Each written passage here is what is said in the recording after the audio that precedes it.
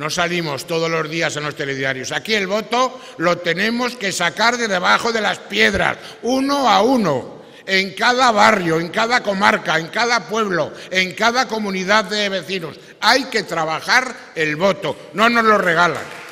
Hemos parado todas las amenazas de trasvase. No sé si las hemos parado solo los del PAR. Lo que puedo asegurar es que si no existiese el PAR, el trasvase haría días que estaría hecho. Y vamos a seguir parando todas las amenazas de trasvase porque las tendremos. ¿Por qué nos gusta a la gente del PAR el territorio? Por algo muy sencillo. Porque en el territorio vive gente y para nosotros la gente es muy importante. Nosotros queremos más aragonesismo. Queremos más confianza en el territorio y queremos que la gente del territorio tenga las mismas oportunidades que la gente de las ciudades. Aspiramos a que Zaragoza sea una ciudad global. Para eso hemos de ponerla en el mapa de las ciudades medias del mundo.